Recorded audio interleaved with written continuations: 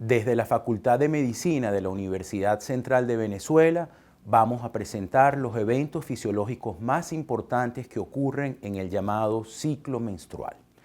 El ciclo menstrual se define como el intervalo de tiempo que transcurre entre el primer día de una menstruación y el primer día de la menstruación siguiente.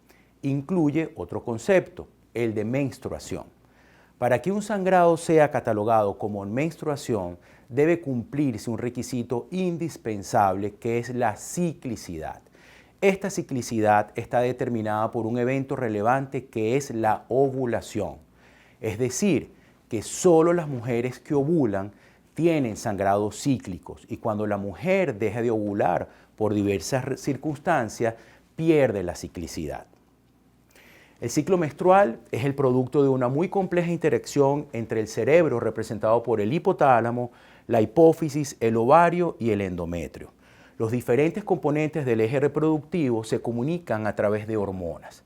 Diferentes áreas del cerebro y todos los ejes endocrinos diferentes al reproductivo lo modulan de manera directa e importante, pudiendo inferir que cualquier alteración que se produzca en algunos de ellos va a tener como manifestación clínica cambios en el patrón normal de sangrado de la mujer. Durante el ciclo menstrual, a nivel ovárico, ocurre desarrollo y maduración folicular, seguido de la ovulación y posterior formación del cuerpo lúteo.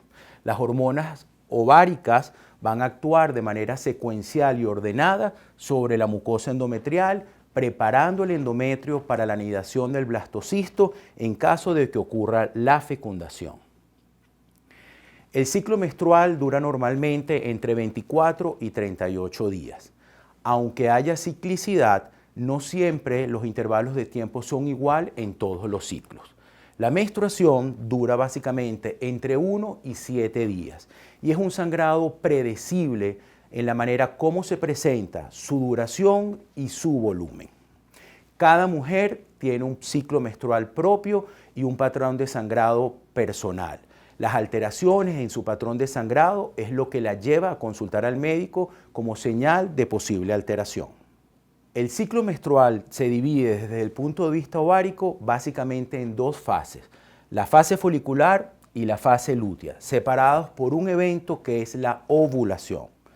La fase folicular es de duración variable, se caracteriza por desarrollo y maduración folicular y el evento endocrino más importante es la secreción de cantidades crecientes de las hormonas sexuales femeninas por excelencia, que son los estrógenos.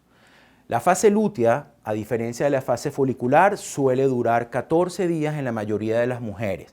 Se caracteriza por la formación del cuerpo lúteo y desde el punto de vista endocrino no solo se producen cantidades importantes de estrógeno, sino que se producen cantidades importantísimas y prácticamente exclusivas de la fase lútea de una hormona que es la progesterona. De lo anterior podemos deducir que la mujer ovula 14 días antes de una menstruación y que solo ovulan el famoso día 14 aquellas mujeres con ciclos de 28 días. El hipotálamo, constituido por diversos núcleos neuronales, es el director de toda la orquesta endocrina del organismo. Su núcleo arcuato es el responsable de la generación de los ciclos y en sus neuronas se produce la síntesis y secreción pulsátil de una neurohormona llamada hormona liberadora de gonadotrofinas, un decapéptido que tiene un tiempo de vida media muy corto en la circulación, lo que no nos permite hasta el presente su cuantificación sérica. La hormona liberadora de gonadotrofinas o GnRH viaja por flujo axónico y es liberada al sistema de vasos capilares portales ubicados en la eminencia media que comunican el cerebro con la hipófisis anterior. La GnRH se une a receptores de membrana en los gonadotrófos hipofisiarios, estimulando la síntesis, almacenamiento y secreción de las gonadotrofinas u hormonas gonadotróficas. La hormona folículo estimulante o FSH y la hormona luteinizante o LH. Son glucoproteínas que se secretan de forma pulsátil con pulsos que se presentan con frecuencia y amplitud variable a lo largo del ciclo. Estas gonadotrofinas son liberadas a la circulación sistémica, donde van a ejercer su acción en su órgano blanco, que es el ovario, estimulando la síntesis, almacenamiento y secreción de estrógenos, progestágenos y andrógenos. Como mencioné anteriormente, los diferentes componentes del eje se comunican a través de las hormonas y a su vez estas hormonas se regulan entre sí a través de las llamadas asas de retroalimentación o feedback.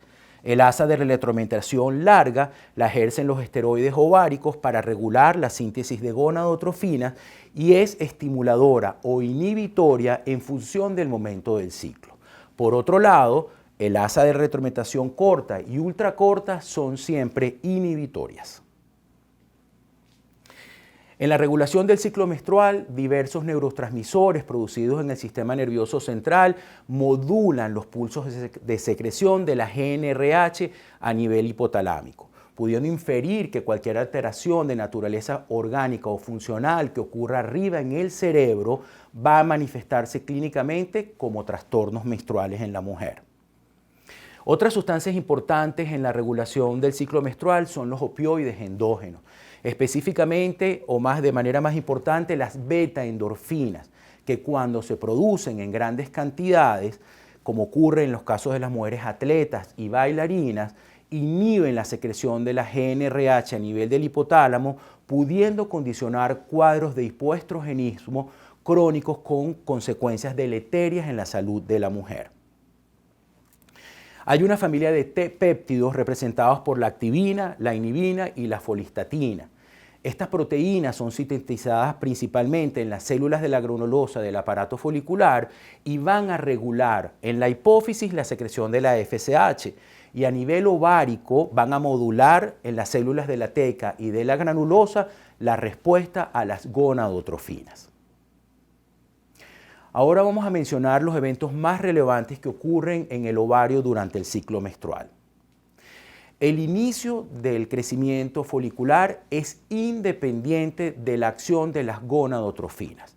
Una vez que un grupo de folículos han iniciado su crecimiento, pueden ser entonces reclutados y potenciando su crecimiento hasta transformarlo en folículo preovulatorio, también llamado folículo de Graf.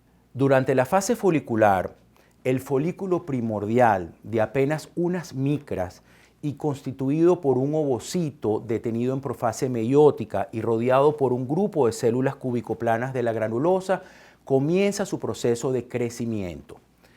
Las células de la granulosa se multiplican y se rodea de un grupo de células provenientes del estroma conformando las células de la teca. Las células de la teca y en las células de la granulosa ocurre la esteroidogénesis. Con el transcurrir de los días aparece una cavidad dentro del folículo conocida como antro. Para este momento, el folículo de apenas unos milímetros continúa su proceso de crecimiento, alcanzando a medir hasta 22 milímetros en su estadio preovulatorio, lo que coincide con el momento de mayor producción de estrógenos de la fase folicular. En esta lámina está representada la esteroidogénesis ovárica durante la fase folicular. En las células de la teca, la unión de la LH a su receptor activa una cascada enzimática que transforma el colesterol de 27 átomos de carbono en moléculas de 19 átomos de carbono que son los andrógenos, siendo la testosterona el andrógeno más potente que produce el ovario. Estos andrógenos difunden a las células de la granulosa y por acción de la FSH y un grupo de reacciones enzimáticas transforman estas moléculas de 19 átomos de carbono en 18 átomos de carbono que son los estrógenos, siendo el 17-beta-estradiol el estrógeno más importante que produce el ovario de la mujer. La transformación de andrógenos a estrógenos es conocido como proceso de aromatización. Al final de la fase folicular y por la elevación persistente de los niveles de estrógeno, se desencadena la famosa oleada de la LH. El ovocito reanuda su meiosis y se desencadenan todos los eventos bioquímicos que conducen a la rotura de la pared folicular con la consecuente liberación del ovocito.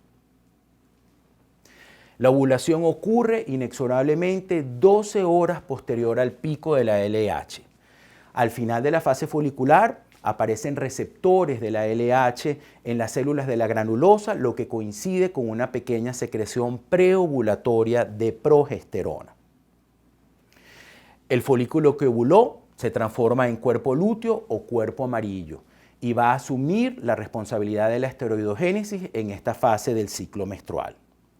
Durante la fase lútea se producen cantidades importantes de estrógeno y sobre todo cantidades importantísimas de progesterona, alcanzando su pico máximo de secreción en la fase mesoluteal, posterior a lo cual comienza un descenso progresivo en los niveles y en la secreción de estas hormonas, producto de la degradación del cuerpo lúteo o luteólisis, que culmina con el inicio de la menstruación. El cuerpo lúteo funciona durante 14 días. Si la mujer se embaraza, la hormona gonadotrofina coriónica producida por las células del trofoblasto de la gestación rescatan al cuerpo lúteo de la atresia y lo mantienen funcionando durante el primer trimestre, posterior a lo cual la placenta se encarga de la esteroidogénesis del embarazo. Las hormonas sexuales que se producen durante los eventos ováricos van a actuar sobre la mucosa endometrial que tapiza la cavidad uterina. Los estrógenos que se producen durante la fase folicular van a inducir el crecimiento del endometrio descamado durante la menstruación y lo transforman en un endometrio proliferativo con características histológicas muy bien definidas. Posterior a la ovulación, a la acción de los estrógenos se suma la acción de la progesterona y transforman el endometrio proliferativo en un endometrio secretor. La progesterona, digamos que limita o frena el crecimiento del endometrio y se suceden una serie de cambios histológicos muy bien conocidos que han permitido crear lo que se conoce como un calendario histológico que sigue siendo de utilidad para el ginecólogo cuando manejamos pacientes con problemas de fertilidad. El descenso en los niveles de esteroides ováricos no le permiten al endometrio mantener su arquitectura, condicionando la generación de eventos bioquímicos e histológicos que culminan con la descamación de la capa funcional del endometrio y su manifestación clínica, que es la menstruación. Esto marca el inicio de un nuevo ciclo menstrual. Todos los cambios fisiológicos se repiten mes a mes, desde que la joven se desarrolla y tiene su menarquia hasta que se agotan los folículos primordiales, cuando se da por finalizada la vida reproductiva de la mujer y el inicio de la menopausia.